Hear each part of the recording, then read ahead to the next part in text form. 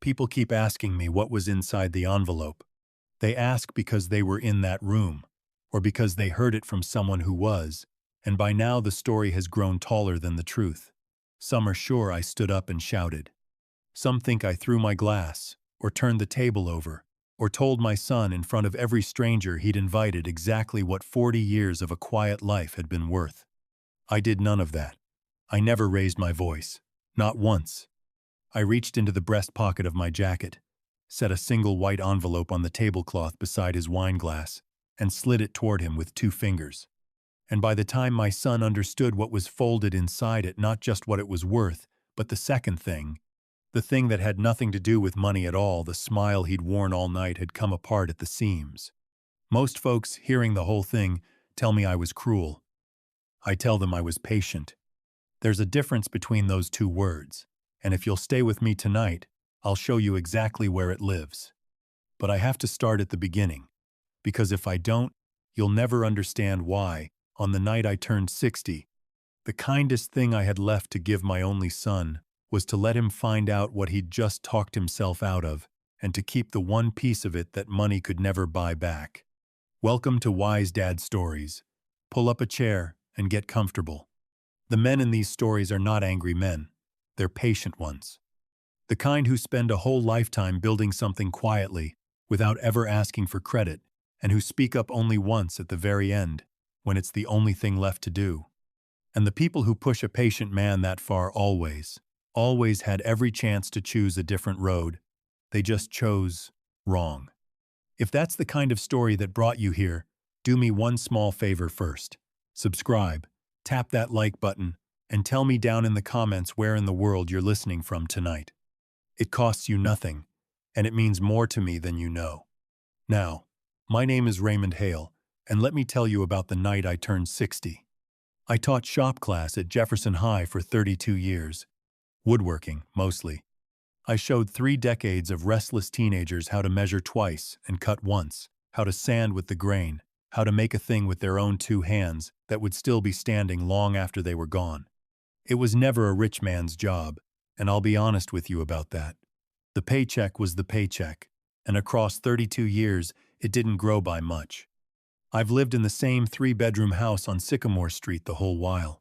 It's the house my wife Marion and I bought when we were young and had almost nothing between us. Marion passed 8 years ago. Quiet and quick and unfair, the way it always is. I never remarried. When you've had the real thing, you don't go looking for a substitute for it. I am not a bitter man. I need you to hear that before we go any further. I don't chase things, and I don't shout. 32 years in front of teenagers holding sharp tools teaches a man that the loudest one in the room is almost never the one in control. So I got very good at being quiet. Good enough that most people, my own son included, mistook the quiet for empty. What I never spoke about what I did on weekends and in the long, hollow summers when school let out was buy houses.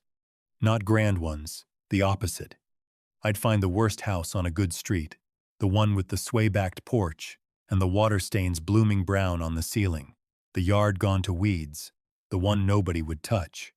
I'd buy it cheap and rebuild it with my own hands over a season or 2, and then rent it to a young family that needed a fair place at a fair price, and go find the next one. I bought the first the same year my son was born. I never sold a single one. I just kept them, one at a time, no bank ever holding a claim on so much as a nail, the way you build anything worth building slowly, and all the way through. Marion used to smile and call it my little kingdom. She was the only living soul who ever knew its real size. My son Trevor is 34. He did not know its real size at all. That was my own doing, and we'll get to why. Trevor grew up and became exactly what he'd always wanted to be, a success, the loud and visible kind. He's a partner now at a development firm downtown, the sort that puts up glass towers on borrowed money and carves its own name over the door. He drives the German car. He wears a watch that cost more than my first house, and somewhere along the way, my son grew quietly, deeply ashamed of where he came from, of the little house on Sycamore, of the old truck in the drive, of a father who taught other people's children to sand a board for a living. He hid it well, but a father always knows. The dinner was Trevor's idea, and that should have been my first warning. He called a month out, warmer than he'd been in years, and said he wanted to do it right this time, a real celebration, for a real milestone. He booked the private room at the Cordwell, the kind of place where the menu carries no prices, because if you have to ask, you don't belong. Here's what I noticed in those weeks, and told myself to ignore. Trevor was suddenly around, calling, stopping by, and under every warm visit ran the same soft current of questions. Wasn't the old place getting to be a lot for one man? Had I thought about slowing down, simplifying? Who was helping me handle things these days? Did I have somebody I trusted looking after my affairs? 32 years of teaching taught me the difference between a boy who wants to talk to you and a boy who wants something from you. It's in the eyes. My son's eyes, all those weeks, belonged to a boy who wanted something and hadn't yet settled on how to ask. I told myself I was an old fool seeing shadows on the wall. I told myself a son can plan his father's birthday without it, meaning one thing darker than love. And I did one more thing in those weeks. I made a decision I believed, right until I stepped into that private room, would be the proudest act of my life. I sat at Marion's kitchen table and I signed some papers, and I folded them into a plain white envelope, and with them I folded one more thing, sealed in its own smaller envelope, that I had been keeping in a drawer for 8 years. On the night of the dinner, I carried all of it in the pocket of my jacket, over my heart. I'll tell you what that second thing was before we're through. Stay with me. It's the hinge. The whole night turns on. The evening I turned 60, I put on my good gray jacket, the one Marion bought me the last Christmas she was alive, and drove to the Cordwell. The private room was already full when I walked in, and that was the second warning I let slide, because it was full of strangers. Trevor's partners, 2 couples I'd never met, his in-laws, whom I'd sat with twice in my life, his wife Danielle, who gave me a small, tight smile from across the room that I wouldn't understand until much later. And at the far end of the long table, my granddaughter Lily, 11, in a stiff dress. She kept tugging at the only face in that room besides mine that looked like it would rather be nearly anywhere else. 30 people. Near enough. Maybe 5 had ever said my name out loud before that night. I stood in the doorway doing the arithmetic and felt something cool settle behind my ribs. A man's 60th, and he knows almost no one in the room. This wasn't a celebration. It was an audience. Then Lily got up and crossed the whole floor to hug me Danielle had quietly sent her. I'd learn later and pressed, "Happy birthday, Grandpa," into my lapel. And for a moment, it was the only true thing in the place. I held on to it. I'd need it before the night was out. For a good while it was lovely, and I'll give it that. The plates came out heavy, the wine ran freely, people laughed, and Trevor sat at the head of the table like a man who owned the skyline out the window. I let myself ease. I let myself think, "All right, Raymond, you suspicious old crank. Maybe your boy just wanted to give you one good night." My hand kept drifting to the envelope over my heart. I was waiting for the right moment to stand and quietly turn my son's whole life around. Then, somewhere between the cleared plates and the dessert, Trevor rose and tapped a spoon against his glass. "I want to say a few words," he said, "about my father." The room went warm and soft and expectant, and my chest filled so full I could hardly draw breath. Here it is, I thought. Here's my boy. But my son is a clever man, cleverer than the version of him I'd been hoping for. He didn't sneer. He didn't throw a single insult you could have caught in your hand. He did something far worse, and I didn't see the whole shape of it until it was already done. He smiled, fond and easy, and told the room a story about a man who never wanted much. "My dad," he said warmly, "is the most content man alive. Same little house since before I was born. Same truck out front I keep offering to help him into something newer, and he just pats the hood and smiles." Gentle laughter around the table. Taught shop 32 years. Never once chased a promotion. Never took a risk. Never wanted the corner office. And maybe he had it right. Maybe the rest of us, running ourselves into the ground, could stand to learn something from a man who was just happy being small. The laughter warmed, The strangers were charmed. They were nodding. "He's not built for the world the way it runs now," Trevor went on, shaking his head with something that looked exactly like love. "Can't work a phone to save his life. Bless him. He's going to need us all keeping an eye on him one of these days." A pause. Time to the beat. "Some folks might look at my father's life and call it a wasted one. I don't. I call it simple. So to the man who wasted his life on nothing but the small things, and taught me, without ever meaning to reach for more." And they drank to it. Every stranger in that room lifted a glass and drank, smiling, to the sweet, harmless old man who couldn't work a telephone and would need looking after any day now. I want you to sit with that a moment. I had to. Because there wasn't one insult in it you could point at. That was the whole craft of the thing. He never called me a fool.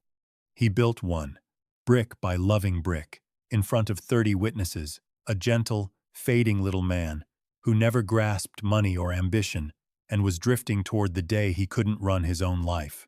And every soul in that room would walk out believing it and thinking, what a good son, to look after his father so. At the end of the table, Lily wasn't smiling. She was staring at her own hands, and the tips of her ears had gone red, and I understood that an 11-year-old had heard the thing living under the words that every grown stranger in the room had missed. And I understood, at last, what all those questions of the last few weeks had really been. The house is a lot for one man, who handles your affairs. He hadn't been fishing out of worry.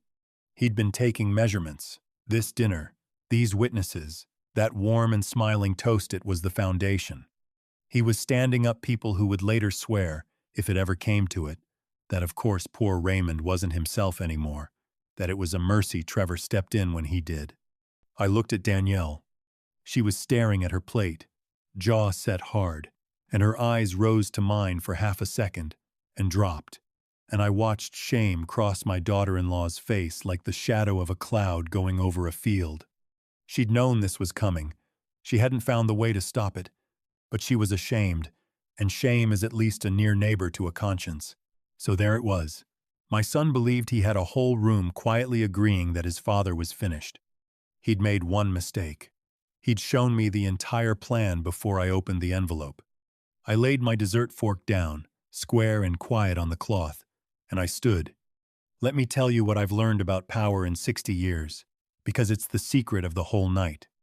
Every instinct in a wronged man screams at him to speed up. Raise your voice, match the heat, make them feel the size of it right now. But slow is what unsettles a room. Slow says you are not rattled, that you already know how this ends, and nothing anyone says will move it an inch. So I stood slowly, buttoned the gray jacket, and let the room go all the way silent before I said one word. "Thank you all for coming," I said, even and low. "Most of you have never met me. By the end of tonight, I think you'll understand why my son preferred it that way." Trevor's smile held, but something behind it guttered, because a man expects his old father to crumble at that toast, or to bluster, and I was doing neither. "Before anything else," I said, "I'm going to say my wife's name in this room. Marion. Most of you never knew her. She'd have turned 62 this year. She stood beside me every day of our marriage, and she believed in the life we built. I won't let one word said at this table stand without her name beside it." I let that settle. Then I drew the white envelope from my pocket and held it up between two fingers, not offering it, only letting them see. "My son told you I never built anything," I said. "That I was content with small things and never once reached for more." I turned to Trevor and kept my voice level, the voice I once used on the loudest boy in the loudest class. "Son, you raise towers on other people's money and call what I did small. So let me tell this room exactly how small it is." And I told them I own 14 houses. 14. The worst one on the best street, bought one at a time across 34 years, rebuilt by hand, rented to good families at fair rents. Then I said the part that pulled the air out of the room. "Not one of them carries a dime of debt," I said. "No bank holds a claim on a single board. They are mine, free and clear, every one, which is more than my son can say about anything with his name on it. He's got his whole future leveraged against the Halstead project right now, lying awake over the interest. And he calls me the one who never took a risk. I looked at the color leaving his face. The small, content little man who can't work a telephone owns more, outright, than my son will clear the day. Every note he's signed comes due. Not a fork moved. A chair creaked somewhere and went still. And here's the part that lives in no ledger. I said, quieter, because this one I wanted him alone to feel. Your degree, I paid for it. You know that. What you tell people you don't know is that the down payment on your house, the one you say you built from nothing, came out of a bond your mother and I bought the week you were born and cashed the month you signed your mortgage. You have stood your whole life on ground I laid quietly under your feet, including tonight, including the floor you stood on just now, telling strangers I'd soon need looking after. I turned the envelope once in my hand. You've all watched me hold this since I rose, I said. So here's what it is. I looked only at my son now. I came here tonight, Trevor, to give you this. Inside it is a trust, signed last week, that makes you sole owner of everything I've just described.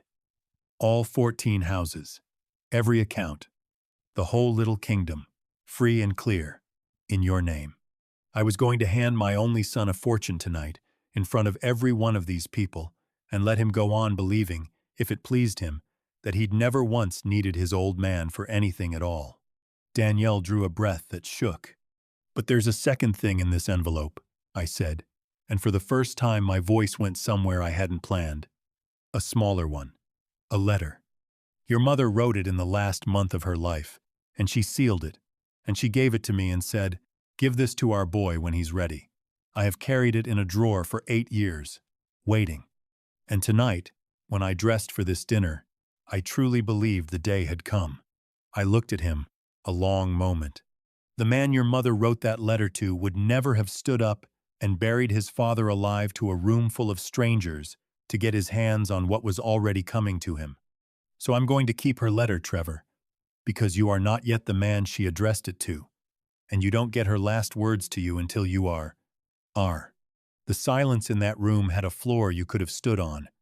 I said it all out plain then, the way you explain a thing to a class, so no one can pretend later they didn't follow. You didn't call me content because you believe it, I said to my son. You called me content because you needed everyone here to believe it. You spent a month asking who handled my affairs. You wanted witnesses nodding along tonight, so that when you moved to take it all in hand, not one of them would think to ask a question. I taught school 32 years, Trevor. I have watched cleverer children than you run a con on a tired old man. I knew what you were 3 weeks ago. I only kept praying I was wrong. His mouth opened. Dad, that's not what... I didn't lift my hand and I didn't lift my voice. I only looked at him and let the quiet do the rest, and he wound down like a clock, because some part of my son was still the boy who'd gone still under exactly that look, at exactly this range. I glanced down the table at Lily, watching all of it with her whole solemn heart, and I made my decision inside that one look, not in anger. This is the part I need you to hear. By then the anger had burned off and left behind something cooler and far more useful. There is a world between a man who is furious and a man who has simply decided, and somewhere in that hushed room I crossed from the one into the other, and I did not come back. I slid the envelope off the cloth and returned it to my jacket, over my heart, where it had ridden all night. I came here to make you a wealthy man, I told my son, and to let you keep your pride. I'm leaving having done neither. Then I took up my hat, wished the strangers a good evening, and walked out of that private room, past the flat champagne and the untouched dessert, and drove myself home to the little house on Sycamore Street that my son was so ashamed of. The house was very quiet when I let myself in. They always are at that hour, when you live alone. I sat at the kitchen table under the light Marion chose, across from her photograph on the shelf, and I did not pour a drink, and I did not weep, and I did not curse my son's name. I only sat and looked at her, and after a while I said out loud, "Well, Marion, he showed me who he is tonight, so tomorrow I'll show him who we were." A little past 2 in the morning I picked up the phone. I'm supposedly too simple to work, and left a message for my attorney, a sharp woman named Ellen Boyd, who's kept my kingdom straight for 20 years. "Ellen, it's Raymond. I need you Monday, first thing. We're rewriting all of it, and I want it ironclad. Then I went to bed and slept better than I had in a month. Here is what I did in the days that followed. I'll set it out plainly, so you can see I never took one thing from my son that was actually his. I only stopped, at long last, giving him things he never knew he had, and never once thought to thank me for. Monday, 9 o'clock. I sat across Ellen's desk in the little office that smells of coffee and old paper. For years, a trust had named Trevor sole heir to all of it. The 14 houses, the accounts, the whole quiet kingdom, his, the day I closed my eyes. We took it apart page by page. My hand stayed steady right up until Ellen slid the new document across for my signature, and I saw the name we'd given it, the Marion Hale Trust. I sat a moment with the pen above the line, in that quiet room, thinking of a young woman calling my broken-down first house a kingdom, and then I signed. And the tremor that had sat in my chest for 3 days finally went still. The Marion Hale Trust has 2 purposes, and only 2. The first is Lily, her schooling in full, and solid ground under her feet when she's grown enough to stand on it, held safe and out of every other hand until then. The second is a scholarship, permanent, at Jefferson High, in Marion's name, for kids going into the trades, the carpenters and welders and electricians, the ones who work with their hands the way my son was taught to be ashamed of. That was the first act. The second, that same morning, I signed the endowment that funds the scholarship for good, so no downturn and no lawyer and no version of my son could ever unwind it. The third, I changed the beneficiary on my life insurance from Trevor's name to the trust, a small stroke of a pen, and a heavy one. The fourth, on Tuesday, I ended the monthly transfer I'd been quietly sending into Trevor's household for years. Marked in my ledger only as for the children, money he'd folded so smoothly into his life he'd forgotten it fell from anywhere at all. Not reduced. Ended. 90 seconds on that same telephone. The fifth, I had Ellen remove Trevor as an authorized name on an account he never knew carried his name in the first place. And the sixth, Wednesday, I had my signature lifted cleanly, legally off a personal guarantee I'd carried in silence for years against one of his credit lines, the invisible thread that had kept his borrowing cheap and his lenders calm. 6 quiet strokes across 3 days, and I want to be very clear about what they added up to, because it is the whole point of this story. I did not rob my son. I did not touch $1 he had earned. I only stopped, after 34 years, being the hidden foundation under a man who had just told a room full of strangers his father had built nothing at all. You waste nothing, it turns out, by spending 34 years quietly holding someone up. You only learn, one night, whether he was worth the holding. It was near 3 weeks before Trevor came to the house. I was on the porch when his car turned onto Sycamore. I'd known he would come once he finally believed it, and I knew the day would be the one his lender called about the guarantee.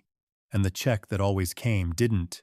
And a man who'd been told his whole life there was a floor beneath him reached down with his foot and found nothing there. He parked at the curb and got out slowly and stood in the driveway of the little house he'd spent a lifetime being ashamed of. And I watched my son look at that house as though he'd never truly seen it, the old truck, the step I'd never bothered to fix, the plain brick, and understand, finally, that all of it had been the camouflage of a man who'd built more than his son ever would, and had chosen, out of love, to let the boy feel like the successful one. He looked small out there, smaller than he'd looked at the head of that long table, and I felt no triumph in it. I want you to know that. I felt tired, and I felt 60, and I felt the particular ache of a thing that will not come unbroken. He came up the walk. He didn't reach for the old bright confidence. He only said, "Dad," and his voice split down the middle on the single word. I didn't rise. "Sit down, Trevor," I said, and he sat on the top step, the way he had as a boy. "I didn't know," he said. "The houses. Any of it. I swear to God I never—" "I know you didn't," I said. "That was the whole idea, son. That's the part you still can't see. I made certain you'd never know. I wanted you to feel you'd done all of it yourself. That was my gift to you, every single day, for years. And you stood up in a room full of strangers and called it nothing. He put his face in his hands. Danielle, I would learn, had already taken Lily to her mother's and told Trevor she needed time. The shame I'd watched cross her face at the table had grown into something she could no longer sit beside. My son was learning, all at once, the full price of the story he'd told. I let him sit in it. Then I said the truest thing I had left. I don't hate you. I couldn't, if I tried. Every board I ever sanded, from that first wrecked house the year you were born, I meant for you that's always where it was going. I looked out at the still street.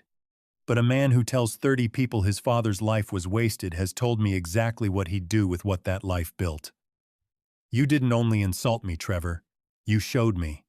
And I'd be a fool to hand a lifetime to a man who's just informed me the person who earned it was a failure. So that's it, he said, without lifting his head. You've cut me off.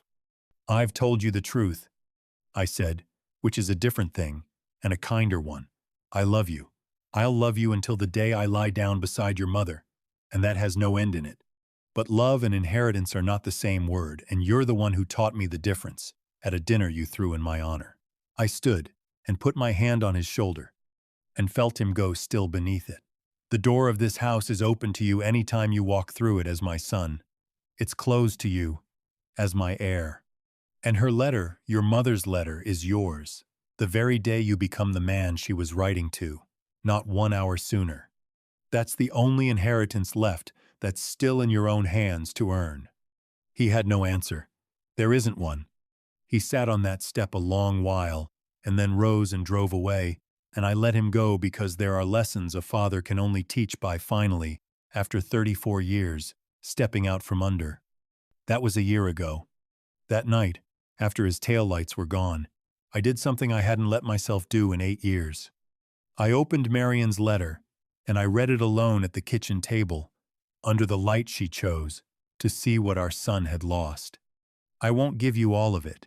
Some words are a wife's to a husband and a mother's to a son, and they stay in this house. But I'll give you one line, because it's the line that told me she'd seen the whole of this coming from a great way off. Back when Trevor was still just an ambitious young man with a good heart and the world opening up in front of him. Watch our boy Ray, she wrote. He's going to do so well.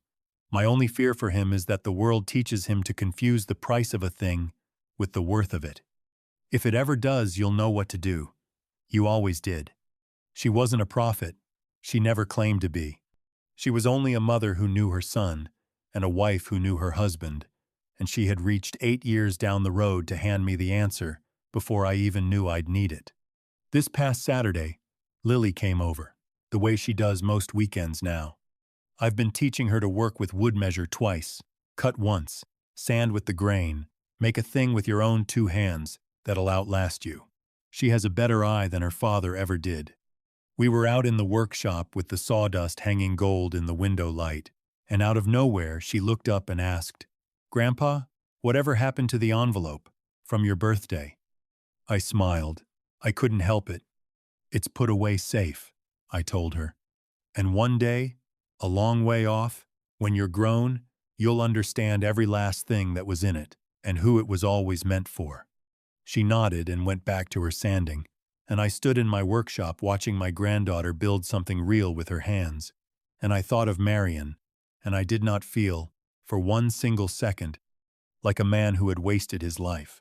Trevor still calls, not often, but he calls, and he comes to the house now as my son, and never once as my heir. And maybe, that's the slow beginning of him becoming the man his mother was writing to. The letter's still in the drawer. I check on it now and then. I'd give a great deal to be able to hand it to him before I'm gone. That part is up to him.